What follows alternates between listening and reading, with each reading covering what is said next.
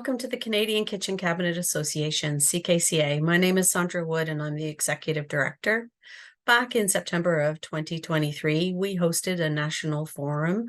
We welcomed more than 100 members from across the country. These were manufacturers, suppliers, and dealers. As part of the event, we hosted a presentation by Deanna Van Woudenberg, who's a registered clinical counselor, and she spoke about the skills and strategies that you need to manage your stress and successfully navigate high-stake conversations at work and at home. And Deanna knows firsthand what the people dynamics are like in the kitchen cabinet industry, as she is married to a kitchen cabinet manufacturer who's running a small shop in BC. Managing people and customers is not easy. We hope you find many great takeaways from this presentation that is both audio recorded, and we have the slides to present to you today. Sometimes the first step in navigating a difficult situation is to understand why people respond the way that they do. So we hope that you find this presentation very helpful and that you get some tools to take away. We'd also like to thank Marathon Hardware, who had sponsored this session today. So we hope you enjoy it. Thank you. Hello, everyone. I'm David. On behalf of Marathon Hardware, we are pleased to sponsor this session today on a topic that some may think they've already got covered. This session is important to the CKCA. Often hearing from members about how stressful it is, clients are challenging, staff, and how just generally how challenging it is to run a business, especially with all the uncertainty of the past few years. It's a lot, and sometimes we need to step back and take an objective look at what's going on, and that is what we hope you'll be able to take away from the session. Our presenter is Deanna Van Woudenberg, a clinical counselor and psychotherapist who is in private practice in Aldergrove, BC, at cedarcirclecounseling.com. She works with children and their parents, individuals and couples who need professional and compassionate support to overcome emotional pain and relational stress and to move towards hope and healing. She specializes in helping people process trauma, both in the present and past, as well as helping people move through current pain in order to increase their joy and happiness. Deanna brings a 25-year background in education to her current role. She and her husband, Gerald, have 3 adult children and have been happily married for 32 years. We're thrilled to have Deanna here today because she has an in-depth and very authentic understanding of what our industry is all about. Gerald, as many of you know, has been running Arbour Design for over 35 years. Please give a warm welcome to Deanna Van Woudenberg.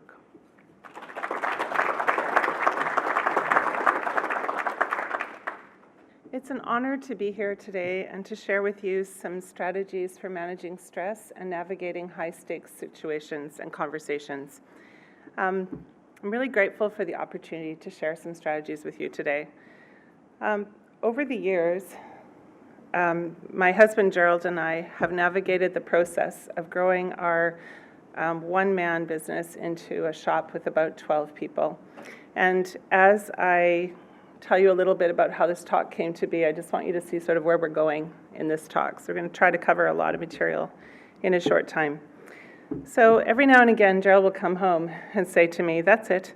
I've had enough of the challenges and the drama of working with people.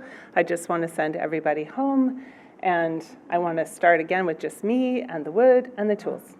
And then I talk him down from that. That's my main role. And we are just big enough to have challenges with HR, but too small to hire someone to actually take care of all of that. And so that's where we find ourselves. And so maybe you're an owner or a team leader, or maybe you just have challenges on the home front. I'm hoping that in this talk today, there'll be something for you.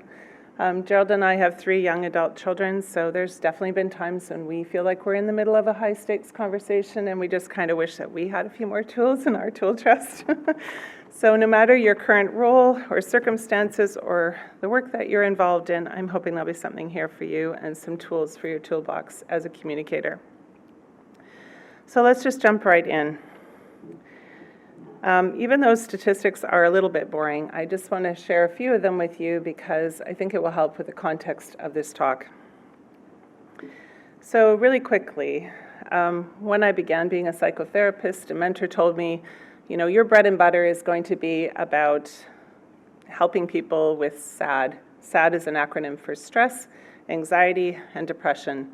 And I also work a lot with people with trauma, as we mentioned. And he wasn't wrong about that. It's true. Those are the 3 things that I deal the most with, the 4 things. But you might be wondering exactly what anxiety and depression are. Very simply put, both of these conditions are about not being able to be fully present in the moment that we're in. You might hear a lot of buzz around mindfulness and about being fully present, and that is in a lot of ways what psychotherapy is in some ways. We'll get more into that.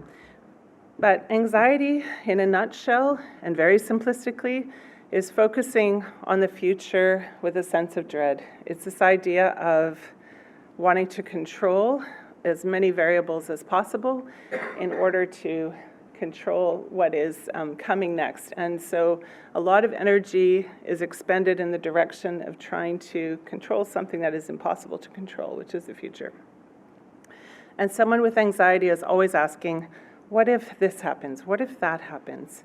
And on the other hand, somebody with depression is looking toward the past, and they're saying, if only that hadn't happened, if only that traumatic event hadn't happened, if only I hadn't said that thing, if only that event hadn't happened to me, then things would be different. And they would like to go back and change the past.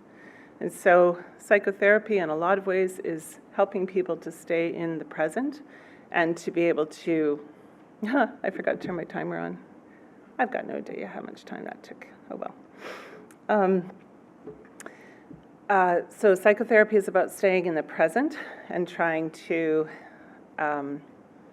totally feel the emotions that are happening and process them and then move towards the future with more hope and with more joy.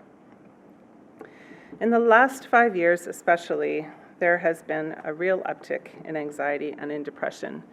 And close to 25% of all Canadians have what we would call moderate to severe anxiety. Around 14% would say that they have anxiety that is at a level where they need help with their daily lives to manage it. And around 20% of people have moderate to severe depression. That number jumps up to 34% when we talk about people in the 18 to 39-year-old age range, which is what we'll talk a bit more about today. And the next generation, sorry. Okay, I always cry a little when I speak. I'll just tell you now, I'm fine. I'm just French Canadian, so it just kind of comes out a little bit. The Gen Z coming up behind this group, they are 8 to 26 right now, and their levels of anxiety and depression are really staggering. And that we can say, thank you, pandemic. But there are other things as well that are adding to that. So that's going to affect you as in the role that you have with people in that age range. So overall, anxiety has been rising steadily, with many factors contributing to it, but the trend is strongest with Gen Y, born between 1981 and 1986, and 1996, and Gen Z, which is born between 1997 and 2015. They have a lot more anxiety than we did when we were their age. And you've been looking at that one for a while, so I'd like to just explain what the difference is between the stresses that we probably felt when we were in that age range and the anxiety that they're feeling now. And what is the difference between stress and anxiety? One of the key pain points for someone in my field is the way that clinical terms get tossed around in our everyday conversation. The current one is trauma, and real trauma is a thing, but people use that word a lot, and they're using it for everything. And anxiety has become a synonym for, I'm uncomfortable with this. I feel anxiety about that. The real difference between stress and anxiety is as follows. The key difference between stress and anxiety is that stress has a definite trigger, a particular thing that started it, a source, and it's short in duration. Once you solve the problem, the stress goes away. But anxiety, on the other hand, doesn't necessarily have a distinct trigger. It might, but it might not. It doesn't necessarily have one. And the key thing is it does not have a distinct end point. It just keeps going. And this can cause all sorts of long-term health challenges in the body, as you can imagine, if it's not addressed. As a side note, this rise in anxiety corresponds pretty closely with the trend that we're seeing for cozy minimalism in people's homes, because it's calming and comforting to have less clutter. And this is why people feel calmed. People feel calmed when they can create an aesthetic that is just quiet, visually quiet. And if their whole life is feeling overwhelming and unmanageable, and their space, their space is organized, that brings calmness. And so another trend that we see in society is a fairly steep rise in aggressive behavior, aggressive language in our communication, particularly in the use of swear words. There has been a marked increase lately, you might have noticed it, in media and in communication in general, both in the written word and in spoken. And about 30% of people would say that they use more swear words than they did 5 years ago.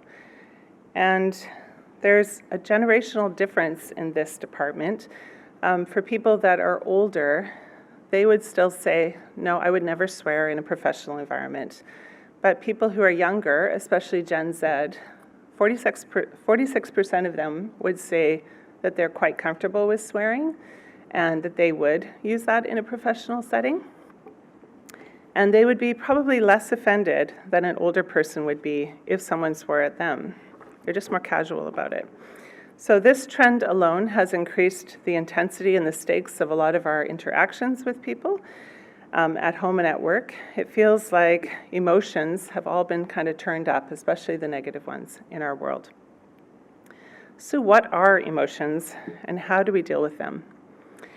These are called emotion wheels, and you don't have to try to read them. I just want you to see the complexity of the one on the littler one. I use these two images a lot with my clients.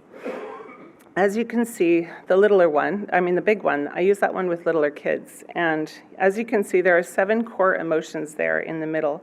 And as you move towards the outer edge, there are more nuanced words about how to describe the shades of that emotion. From a mental health perspective, all of the emotions are actually physical sensations that you feel in your body. And this is why emotions are called feelings. We've known for years that our brains and our bodies are always in communication with one another. It's a non-stop conversation.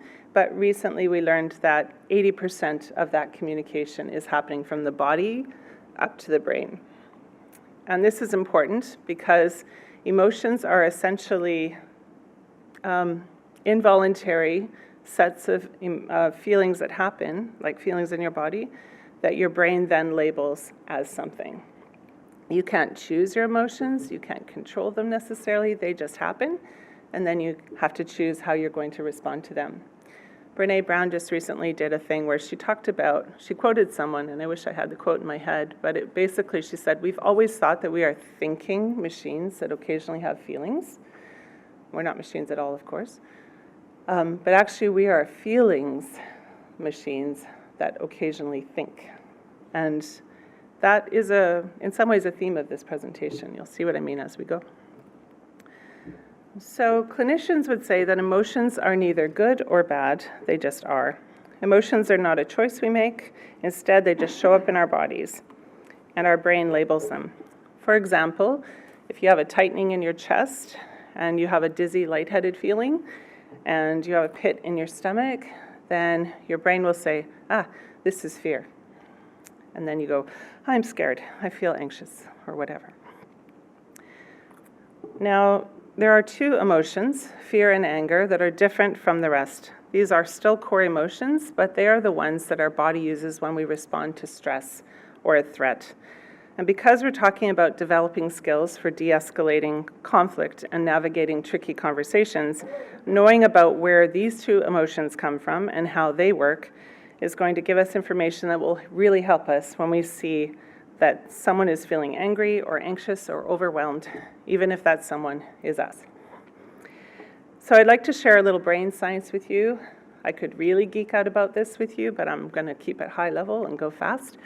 And I really love this stuff, and I hope it's helpful to you. So we'll get back to anger and fear a little later. This is a very simple slide of the brain, but I love it very much because it explains in a nutshell a lot of the ways about the way our brain works. So we have three parts of our head brain. I'm not going to get into it, but we have three brains in our bodies. We have our head brain, our heart brain, and our gut brain. All these parts of our body actually have neuron cells that are identical to the ones in our brains around the membranes of your heart and around the intestinal tract that you have. So when you know something in your gut, you literally know it. You really do. You have neurons you can count on down there. And when you have an emotional sensation and the heart does what the heart does, that is also neurological. It's all connected to your brain. That's very new science and very cool. Okay, anyway, it's new science for the Western world, let's say that. Anyone involved with meditation centers and chakras and all that stuff, this is old news. But for the Western world, there's real science that goes with it now that we're learning. Anyhow, we're going to focus on the head brain. So this is a very simplified diagram of the three key parts of the brain and how we navigate our interactions in the world. At the base of the brain, this is our amygdala and brainstem, and this is the part of our brain that is the oldest, in a sense, and the one that is the only part that is fully developed when we are born. And the rest of our brain is still growing. It's all there, but it's still growing as we mature. And so that part of the brain is the most like prey animals, and it's always asking, am I safe and will I survive? And this is the part that's activated by the emotions of anger and fear. Secondly, we have the midbrain that's colored blue here. It's generally known as the limbic system. And that's the part of our brain that's also concerned with survival, but from more of a social context. In prehistoric times, survival was closely linked to being accepted and belonging in the group. If you were cast out of the clan, that meant almost certain death. And so that's why solitary confinement is still such an effective punishment, because it's really terrifying to this part of our brain. So it's about our social survival. That's what the midbrain is about. And that part develops in our early childhood. The third part of our brain is the prefrontal cortex. That's up here. And that is the part that takes the slowest time, the most time to develop. It's still developing until you're 18 if you're female and up to 25 if you're male. And that is also the area for risk assessment, which isn't fully developed till a male is around 25, which explains why car insurance is a lot more expensive for younger men and why you have to be 25 to rent a car. That's true. And actually, some of the laws in Europe are shifting right now around young offenders to move that upper limit higher because of that risk assessment thing. And that's controversial, but that's kind of happening.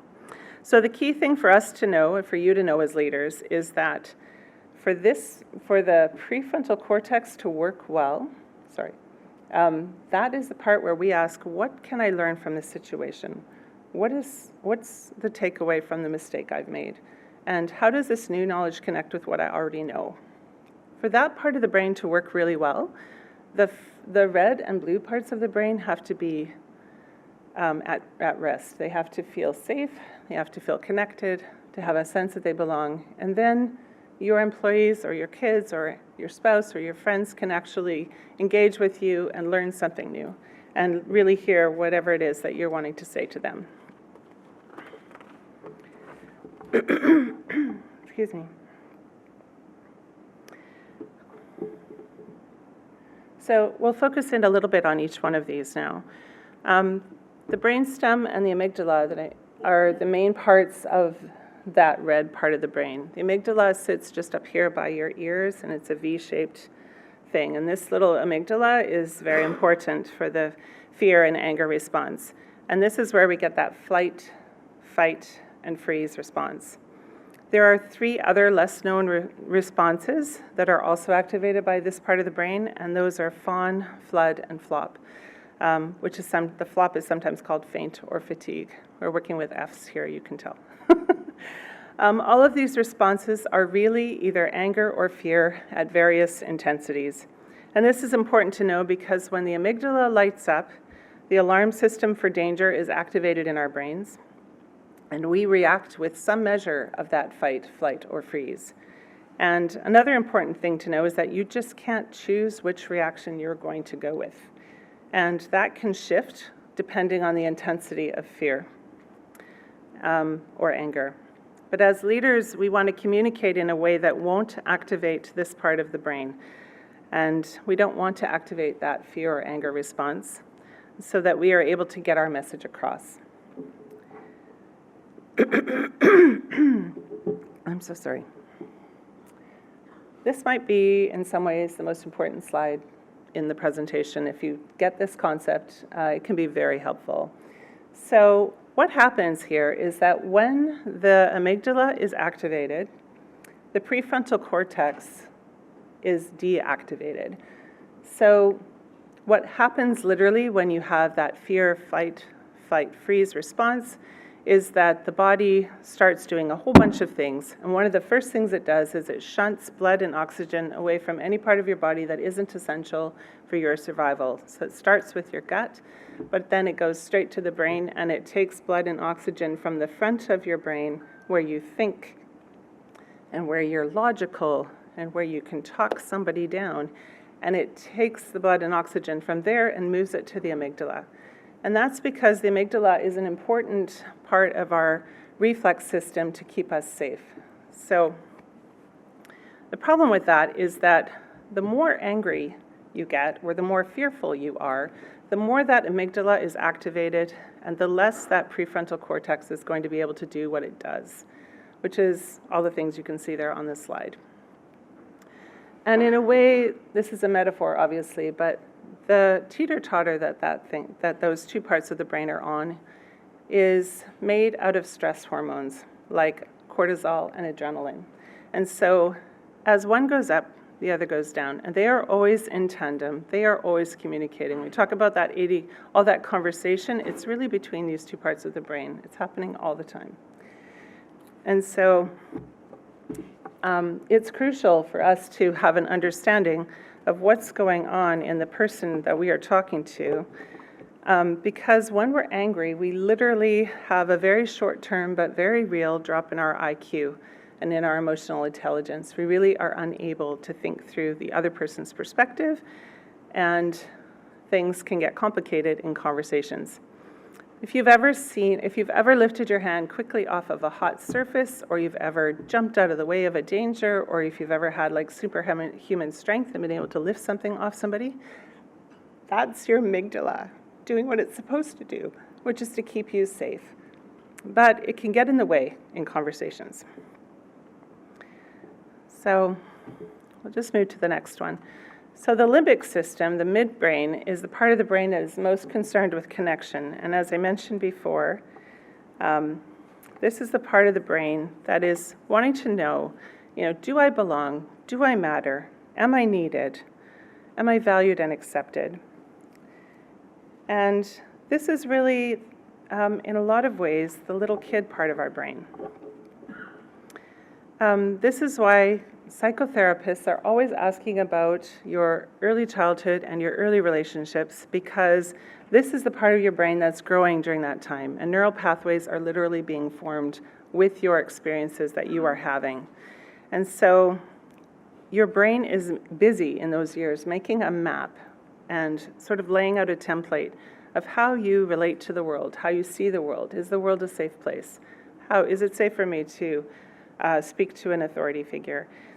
Is it safe for me to, how do people see me? How do I see myself?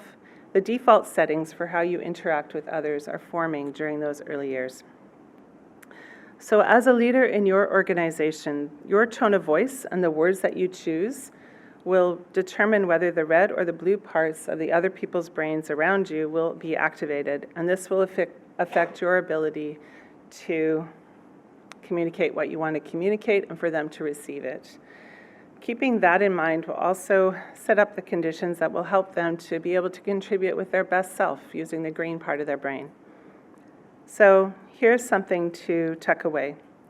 If you consistently begin all your interactions, especially the first one of the day, with each person that you meet, with a smile, and you greet them warmly, and you let them know that you're glad they're here, and that they're valued and appreciated, that can really go a long way to helping them want to contribute as much as possible. Let's take a minute and just talk about the prefrontal cortex for a second. So with this part of the brain, it's most concerned with gaining knowledge and connecting it to what we already know. It also creates memories, which is sort of storing and archiving information, and it's asking these questions that are on the screen. And when we help people feel safe and valued and connected, this part of their brain can fire on all cylinders, and they can do their best thinking and their best work. From here on in, we'll talk about strategies for actually navigating some challenging conversations, and that will include elements of anger and fear. And you'll notice that I'll color coordinate, I will color code the slides, so you can see which part of the brain is being activated or calmed or connected with. One thing I know for sure is that if you live or work with people, eventually someone's going to get mad. And why do people get angry? This is a clinical image of the classic symptoms of an angry person. I think this little girl's kind of nailing it. This was the only image I could find that wasn't completely threatening to your amygdalas right now. So this is, a little one. But inside each of us, there really is a kid. And that is the part of us that's going to get mad most of the time. So anger is an emotion where the main job of that emotion is to let us know that a boundary has been crossed or is about to be crossed. It's our kind of our alert system. And it can happen when we feel like we need to protect something important to us, like our authority or our status or our reputation or maybe our turf, our area of responsibility. People feel angry when they've been deceived or they feel tricked or they've been betrayed or kept in the dark when everyone else seems to know something, disrespected or condescended to, invalidated or ignored, or taken for granted or underappreciated or treated unfairly. People also become angry if they feel powerless because fear kicks in and shows up as anger. Or if they feel they need to protect something, that whole mama bear thing that can happen. I am a really scary mama bear in emergency settings. It just kicks in. You can't help yourself. And the other thing that can really trigger anger is if they feel their identity is being questioned or threatened. So for example, if you see yourself as a very trustworthy person and as an honest person and you work hard to be truthful and you're put in a position where you feel like your honesty is being questioned, you're going to have a visceral anger that is deeper and quicker and stronger than you ever expected. And that's going to be coming from a deep place because your identity is being threatened and this event is coming up against your identity. So sometimes that can happen in a conversation when someone doesn't even mean something, but we hear it and we feel threatened and we respond. So let's talk about how do we de-escalate when there's a conflict. One key thing is to keep this brain imagery in mind. Your first goal is to first calm the amygdala of yourself and the other person and to make sure that they feel seen and heard and valued and that they belong. And then they'll be able to take in whatever instruction or correction you need to give them. This can be especially tricky with Gen Z and with other 20-somethings. Of course, whenever we mention a whole group of people being a certain way, then we move right into stereotypes a little or a lot, and I know that. And so I want you to, of course, keep in mind that we are talking about individuals, and any individual that sits inside that age range isn't necessarily going to be that way.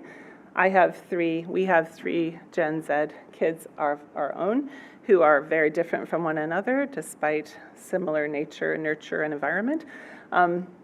And of course, they're very different from their peers. So this may not apply to anybody all the time, but keep in mind that when there is someone in front of you, that particular individual might have some of these characteristics. So that said, when we start an important conversation, keep in mind that some of these traits might show up. Gen Z and people 30 or younger are much more comfortable in the protective bubble, I call it, of social media and texting. And they are often much more comfortable dealing specifically with interpersonal conflict via texting. And I'm old enough that I wouldn't do that. I wouldn't put an argument into text. But it's actually kind of a gift to me as a psychotherapist. I can't tell you how many times someone will say, oh, I need to process this argument. I'm so mad. This is what happened.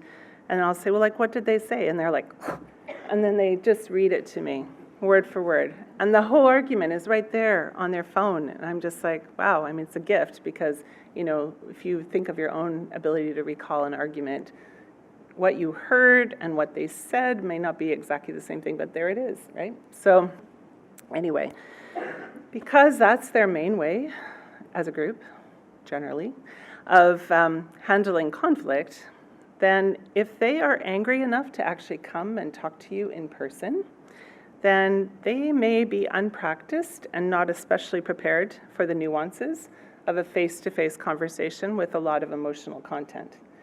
And so even a telephone conversation is not super comfortable to Gen Z people, like the thing your phone is for. I had to teach my kids very intentionally how to make phone calls. That's why online booking of everything is so much more comfortable. People aren't as comfortable phoning anymore. It's also way more convenient. So it might be that they are not as prepared to have those emotional regulation skills that we need when we're having a face-to-face intense conversation. So you should know that any elevation of your voice is going to be seen as yelling, and that there may be an expectation that even though they're complaining to you or they're telling you something that you really don't want to hear, there is still an expectation that you're going to be sympathetic to their perspective, and at the end of it, you're probably going to agree. And that may or may not happen for you. And we can see that correction of their behavior could also be seen as an assault of their character and proof that you don't like them. And that's where that undercurrent of anxiety is coming in. You say, hey, can we talk about something? And for all of us, let's face it, when someone says, hey, can I talk to you for a minute? We all go, and there's a little kid in us that, because that's the part of our brain, the blue part of our brain was developing in those early days. And so when we hear, can I talk to you? We all say, oh, am I in trouble? Am I going to get fired? Was my partner leaving me? Like, we go straight to really scary places because it's a very young part of our brain that responds. And so this happens for them as well, or for anyone that we're interacting with who we're having a tough conversation with. So how do we do this? First, we present a non-threatening appearance. A lot of this is stuff you'll already know, but I'll just review it. Even if you don't feel it, try to look as calm as you can and be welcoming. Invite them to sit down with you. If they don't want to sit, then stand up with them. If there's furniture between you and them, come around the furniture. This all builds rapport. And then maintain as neutral and positive a facial expression as you can, especially with your eyes. Your eyes give it all away. And one thing, it's just a side note, if you are trying to think of what to say, a lot of us will look up when we do that, but that looking up is very, very similar to the expression for contempt, which is, it's like half a second, it's just a tiny difference. So if you can, look down when you're thinking of what you're going to say next. And other nonverbal recommendations would be to show your palms when you are gesturing because it's less threatening. And don't shrug your shoulders and all the normal things like having open posture and never pointing your finger and avoiding crossing your arms. We all do this instinctively. So if you start watching their body language, you'll get a pretty good read on what's going on for them internally. So if they cross their arms, try to uncross yours. And keep your voice low, slow, and calm. And ignore your phone. So if your phone does give you a notification, just say, oh, this has to wait because this conversation is more important to me, and then stick it in your pocket, no matter what's going on. Secondly, try to make a personal connection with them. If you have an existing relationship with them, then ask them some specifics around their lives and their family, their experiences, and try to listen carefully with empathy. We're going to talk more about this, but even if you don't agree with the other person's point of view, their main goal is for you to find out why they feel a particular way, and that's what they want to know, is that you have seen and heard what they have to say. So paraphrasing, asking open-ended questions, clarifying questions, those can all help a lot. An open-ended question is one that can't be answered with just a yes or a no. And here's another little tip. I wish I had a slide, but the best questions to ask when we think about an open-ended question are questions that start with what or how. At all costs, avoid asking why questions, especially why would you. Anything that starts with why would you is like to your amygdala. So what or how questions, and the when and the where questions, those are logistical. It's okay to ask for information, but if you're in an emotional content situation, use what and how. Shift talk to the future. The word affirmation comes from the Latin word affirmare, which means to support or to strengthen. So be affirming by giving people the support they need and giving them encouragement. And show them that you're moving forward with hope with them by saying, let's figure this out together. And phrases like that. And I'd like to just tell you a super quick story. I'm going to call it the cookie story. Gerald and I have a son. He's now 20. He's lovely. But when he was 3, he's our third child, and when he was 3, there was this day when Gerald came home for dinner, and the girls and I had baked cookies, and they smelt amazing, and everyone ate a cookie when they were first baked, and they were all sitting up there on the counter, and he came into the room, our 3-year-old, and he said he would like to have a cookie, and it was just before dinner, so I said, no, I'm sorry, you can't have a cookie now. You could have one later, maybe for dessert after supper. And then he did a thing that none of our kids had ever done before, and he just threw his whole self, and I mean really threw his whole self, landed on his tummy, and just did the whole classic with his feet and his hands and the whole everything. And Gerald and I were just like, wow, what is that? And so we were kind of laughing because we just never seen that. And we thought if he had been our first child, we would have been questioning like all our parenting up to that moment. But we were just like, wow, that's a lot for a cookie. And so he eventually calmed down. And when he kind of got himself together, then I used emotional validation, which is a thing I'm going to teach you in a minute. But at the time, I didn't have that language for it, but this is how it goes. So you try to listen to the feelings underneath what they're saying. So he was like clearly super mad. And then I said, hey, Benj, I can tell. It seems to me you are really frustrated. And also at that age, you're trying to give them language. What is this that's going on in my body? And you say, this is frustration. You are bringing, early parenting is really about being the prefrontal cortex for your kids. You're giving them language, you're teaching them things, and you are being that part of their brain. So I was saying, hey, you look so frustrated and angry. And that might be because, this is emotional validation, giving 3 reasons for the emotions you hear coming from them. So you might be frustrated and angry because you really want to eat that cookie, and it smells so good, and you just wish I would give it to you, but I won't. And then he was like, yeah, I'm so mad. And then I would say, yeah, and you're so mad because, so we go in round 2, you're so mad because you helped make those cookies, and you want to eat one now, you're hungry, but I'm still going to say no. I'm so mad. And so you just keep doing that 3 times. I can imagine you're feeling this way because, and then 3 reasons. Eventually he calmed down, and it was just him feeling seen and heard and understood. That's what calmed him. And then I never really fixed his problem. He didn't get the cookie until after dinner. But it was just that he knew that he had been seen and heard. And you're going to have clients and employees and designers. For Gerald, it's always designers. And just every day, honestly. And so you're going to have people in your life who have a cookie story for you. And if you can keep this image in mind and you just see them getting more and more upset, just picture them being like my son Benj, like, wow, that's a lot. You are really upset. And take that as data. They are really upset about this. And try to stay calm yourself. We'll talk a bit more about how to do that. So the reason I told you that story is because the next point, don't match their intensity and be calm. That's one of those easier said than done sort of things. So we'll talk about how to do that.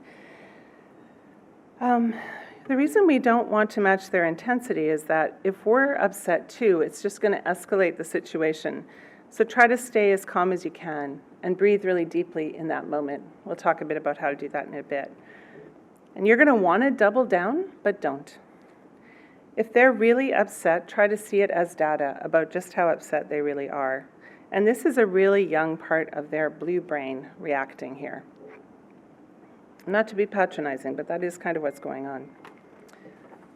So competitive people frequently view things in terms of win or loss. So in an argument or in a negotiation, the advice is often match their intensity so you can win. But in this situation where we're trying to de-escalate, we want to do the exact opposite.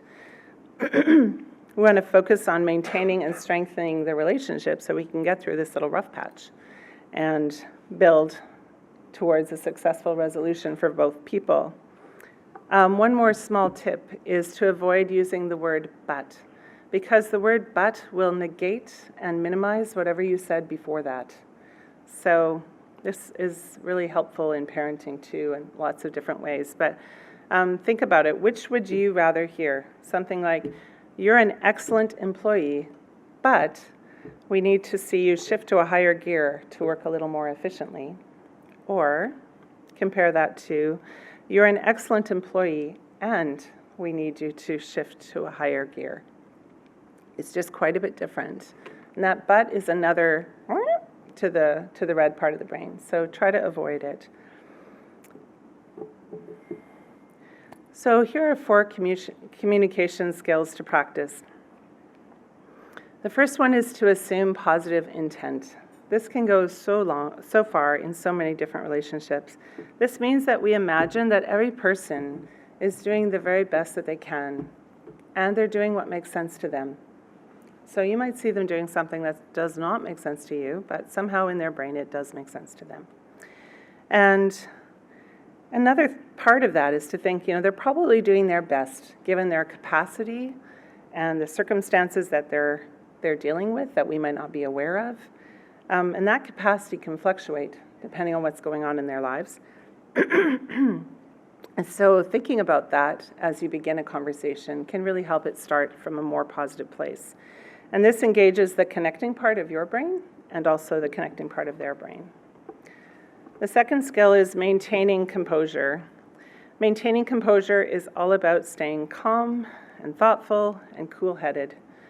And the box on the right outlines kind of the overall structure of a conversation, not unlike the one I told you about with Benjamin. And this, I'll tell you a secret. This slide, the 4 C's is actually a strategy that is used with preschoolers and toddlers. But, as I said before, that inner child, this all works for grown-ups too. And so don't think about, that with the adults in your world, but it's helpful. So it's got the 4 C's. So we ourselves need to be cool and composed. We've got to kind of stay calm ourselves. We can do that with some breathing in the moment. We'll talk a bit about that.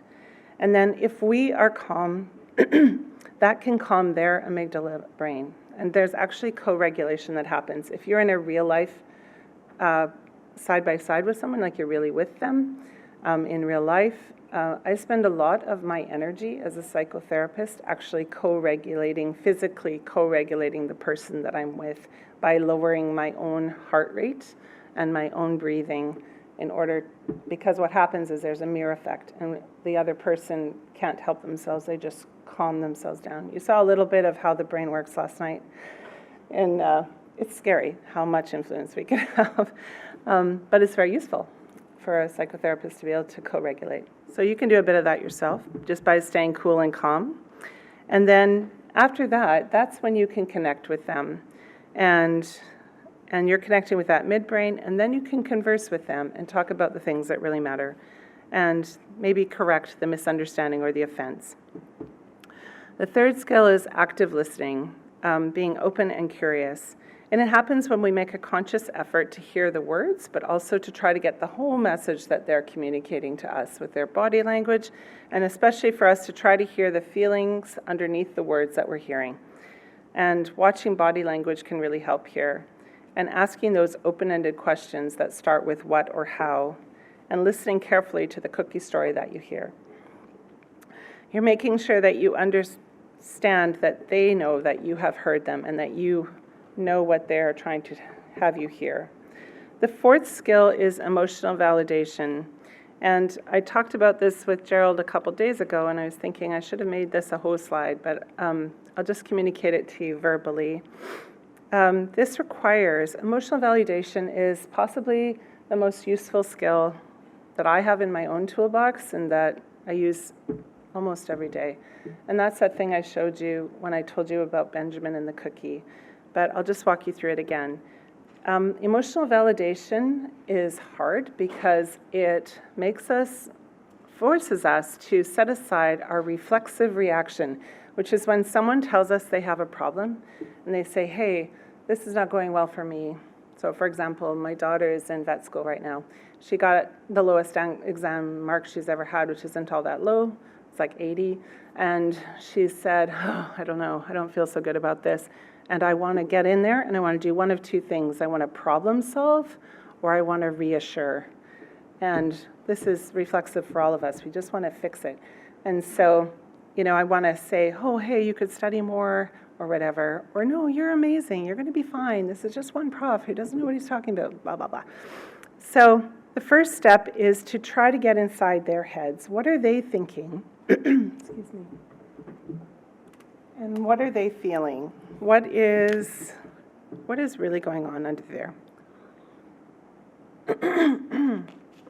And instead of whatever the content is that they're communicating to you, try to respond more to those feelings.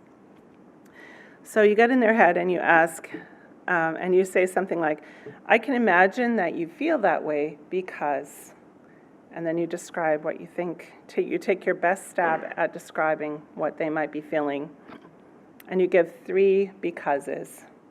So I can understand that you must be so frustrated that this project is delayed because you got your order in on time, and there are a lot of factors out of control here, but you were really imagining your family sitting around your new kitchen at Christmas. And then they're going to feel heard, and they're going to respond, and they're going to tell you some more information. Listen again really carefully, and then again say, I can imagine, or perhaps you think this, or maybe you're wondering. Keep it tentative because we can't get inside people's heads. But again, say 3 things. You must be feeling this emotion because, and then give 3 reasons. And you're just validating how they are feeling emotionally. And you don't have to agree with their perspective at all. That's an important thing to say. And it might feel counterintuitive, but you are not acquiescing or agreeing with them. You're just validating, yeah, I hear you. I hear how you're feeling, and that is valid. You are really feeling those emotions. Whether they're accurate, whether their assessment of the situation is correct or not, that's a sidebar at this moment in time because you are just letting them know that they're heard. And that is soothing the red part of their brain and the blue part of their brain. So let's look at a basic script though. So that's what happens when someone comes to you and they're really upset. But what if you know you have to start a conversation that's difficult? How are you going to do that? So this is a script for beginning a crucial conversation, a conversation that you know is going to have some emotional content, and the information you have to communicate might not be as, they might not be ready for it. And so the important thing here is to think about what is the behavior that you are seeing that needs to shift. So it could be something like, the first step is to describe the actual behavior that you're seeing. So, for example, I noticed you arrived about 10 minutes late 3 days in a row now, as opposed to, I've noticed you slink in here 3 days late, every 3 days in a row now, and you've been late, and you've been trying to make sure that I don't notice so you can get away with it. So there's like a lot of extra meaning being added to that behavior there. But what you actually have only seen is that they've been late 3 times. And so if we can set aside assigning intent and assigning meaning to their behavior, that can help a lot. So we just describe exactly what we're seeing as objectively as possible. Or the words that they've said. If it's a word thing, try to quote them as accurately as possible. And if you're lucky, they've got it on their phone.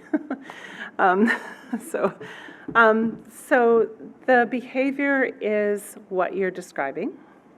And you try to set aside all the emotions that it brings up for you. And step 2 is to describe what is going on inside you, because you've probably got a story going about what you're beginning to believe about why they did that thing, or what they might have been thinking when they did that thing, because if you did that thing, this is what you would be thinking. I hope that makes sense. So then you actually say that, I've noticed you've been late for 3 days in a row, and there's a story I'm beginning to tell myself about that, and this is what I'm thinking about why you're being late. And you might say, I'm just starting to wonder if you enjoy being here, and maybe you're dragging your feet to get here, like, is there something you need to talk about? And then they'll say, no, I'm just having a lot of trouble with my car, or whatever. And so the third thing we ask takes a little bit of emotional vulnerability, but we say, do I have that right? Like, is the story that I'm making up anywhere close to what is actually what you're thinking and what you're imagining and what your behavior seems to be telling me? And so you share what you think, you share what you think that their behavior might be and what it might mean, and ask, open-endedly, have I got that right? And that will give them an opportunity to correct any misunderstanding you may have, and it also opens up the door to a real conversation. Remember that even when we hear or read someone's actual words in an email, we might be reading it quite differently than what they are actually saying. And their choice of words might be a little bit triggery for you. A certain word might have a certain connotation based on some kind of a map that your midbrain made back when you were littler or younger. Your brain is now applying a template of meaning over whatever they said or whatever they did.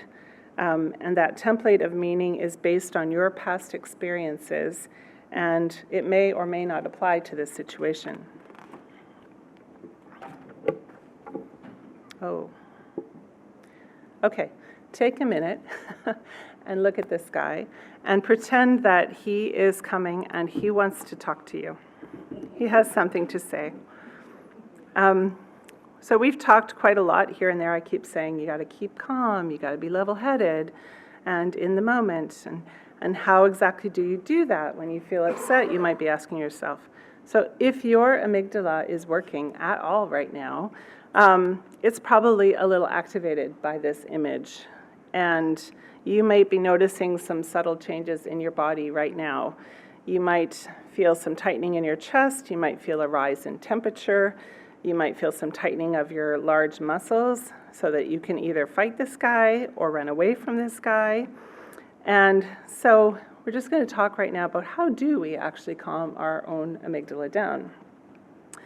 And so we'll get rid of him. So the way we do that, how do we get balance on that teeter-totter? The most effective way is to do deep breathing, because remember that 80% of communication, this is your body communicating to your brain, we're going to be okay, and we are safe, and we will survive. And so deep breathing, I have a little guy that I work with, and he's like, oh, the breathing again? Really? I'm like, yeah, really, this is it. This is the thing. And so this is called 7-4-11 breathing. I'm going to tell you about it, and then I'd really love for you to practice it with me, because then there's a kinesthetic memory thing that kicks in. And this might be useful to you the next time you're feeling a little bit upset, or you are just trying to calm the other person down. If you are doing some deep breathing and staying calm yourself, it can help regulate them. So the way it works is you breathe from your diaphragm, and when you breathe from your diaphragm, you'll know that you found it. It's kind of somewhere below your belly button. When you breathe in, it's like blowing a balloon up, and your belly should actually expand a little bit. That's how you know you're using your diaphragm. So you breathe in from your diaphragm for a count of about 7, and then you hold that count for quick count for 4, and then this is actually a pretty new innovation. You make your lips as if you had a little straw in there, so make the opening between your lips quite small, so that when you exhale, you can exhale as slowly as possible. The idea here is to get as much air inside you as you can, and then to let it out as slowly as possible. And if you literally forget everything else I say about breathing, if you just extend your exhale, that sends a signal from your body to your brain. It's the most important part of this breathing, that you are safe, because we only go like that if we are actually feeling relaxed or relieved, or whatever the thing is over now, and we're okay. And when you're going to start deep breathing, another little tip is, it's like, now I'm going to breathe. And we all go, and we take in a great big breath. Don't do that, because when do we go? We do that when we're afraid, we're scared, we're shocked, and that's the opposite message. So we start with breathing out, whatever you have. So we breathe out, maybe do this with me. Breathe out, and then breathe from our diaphragm. So breathing in, 1, 2, 3, 4, and out.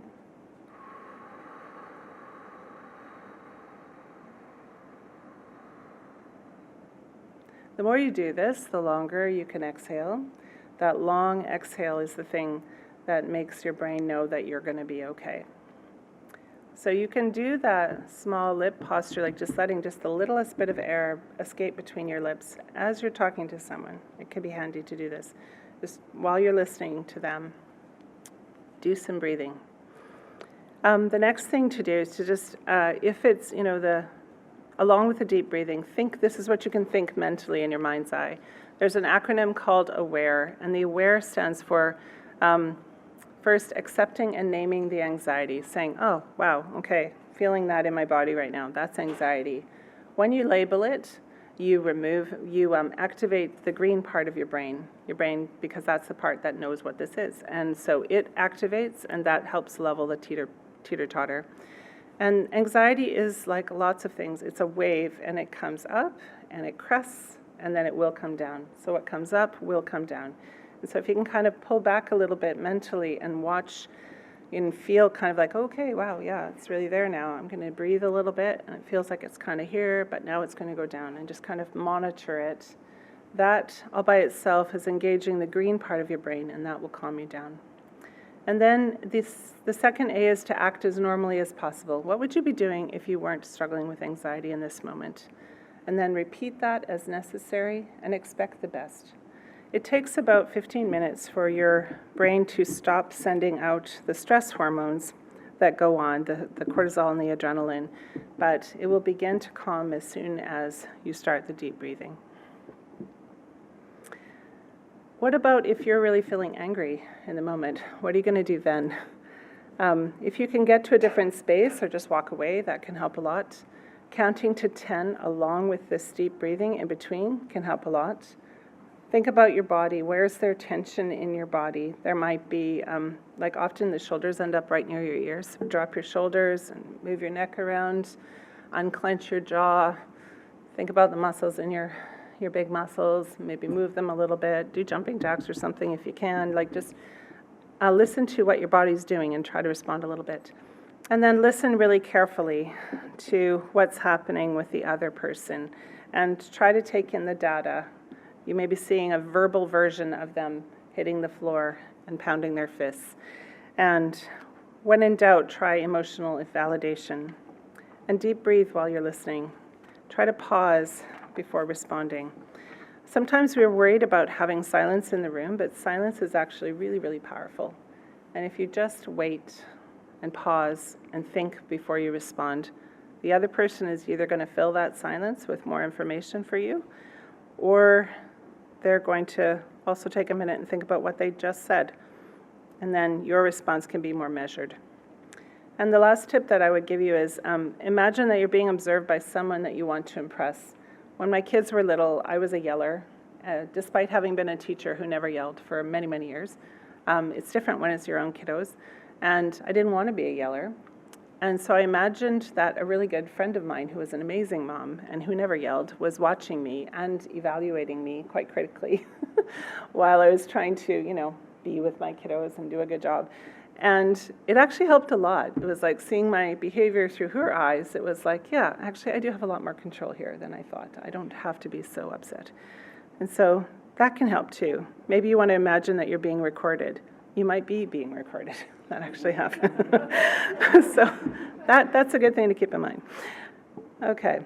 I'd like to switch gears completely here and talk for a minute about Maslow's hierarchy of needs. If you've ever taken a Psych 101 course, you've seen some version of this pyramid. And I would like to use it to talk a little bit about the disconnect and to just discuss the disconnect that we sometimes feel between the older and younger generations when it comes to work and how we think about work. The main idea of this pyramid is the idea that as humans, we're motivated by everything that we do is motivated by some need. And so Maslow put his whole theory sort of into this visual here. And the main idea is that because we're motivated by all of these important needs, our behaviors are motivated by more than one at a time, but we have to meet the ones at the bottom first, and then we can have bandwidth to think about the ones near the top.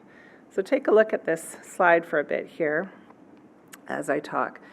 So the order isn't in stone. People can flex about this, but the bottom needs need to be met.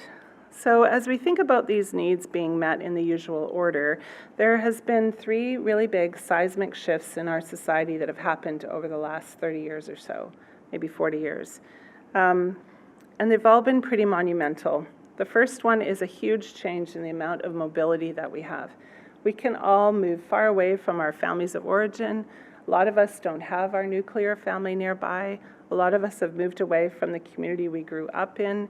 And so when we do that, we move away from, it comes at a cost. There's a lot of really neat opportunities sometimes that come when we move away, but it comes at the cost of the constancy of community, of growing up and being in a place where you're known and where you know everyone. And that is the best and the worst thing about small communities, be they in an urban neighborhood or an actual small town, is that known and being known thing. It's awesome. But for the blue part of our brain, it's incredibly important. And so that love and belonging and esteem, the yellow and the green there, that's all meant by that. And now there's a really big uptake in loneliness and isolation for people. A lot more people in our world live alone now, and that has created more loneliness and isolation. A second seismic shift in our society has been a decline in the participation of organized religion. At one point, everyone, nearly everyone, was either part of a church or a synagogue or a temple or a mosque. And they had a community. Baked right into that experience, there was a strong sense of belonging, of being needed, of interconnecting with others in friendship, and belonging to something bigger than yourself. And this met a lot of the needs higher up on that pyramid. And these communities were really, really important. Another huge need met by those groups was this sense of self-transcendence or self-actualization. And this was a sense of seeking to further a cause beyond the self and to experience some kind of connection with the divine. And to also have a cause beyond the self that they were contributing to. And that might involve service to others or devotion to an ideal or a cause like social justice or environmentalism. And the third seismic shift that has happened has been the destabilization of the family. And for many, the strong sense of emotional security and safety and belonging that comes with that. And so the nuclear family and the extended family is more of a rarity now, that the original mom and dad are just living happily with their kids. That's when I first started teaching 30 years ago, the majority of kids, that was their story. Now there's maybe 1 or 2 kids in the room that have that story. And it's not that people who families in which the parents live in 2 different homes and maybe with new partners, it's not that those communities and the kids go back and forth. It's not that those families don't also have strong bonds and connection at all, but it has meant that more people feel less connected to one parent or the other and to their families in general. And so they look to their work for a sense of family and workplace and a friend group, and those things all overlap a lot more. When my parents, who would be classic boomers, went to work, there was a strong separation between work time and personal time. Just want to show you this chart. It's a bit teeny, sorry. And again, full of stereotypes, but also these are general patterns that have been established. So if you look at the bottom half of this chart, you're going to notice some things around work and around attitudes about work. And I'd like you to just sort of pay attention to areas where there's a real contrast between the two. And these are going to be your future employees, or also maybe your clients, people you work and live with.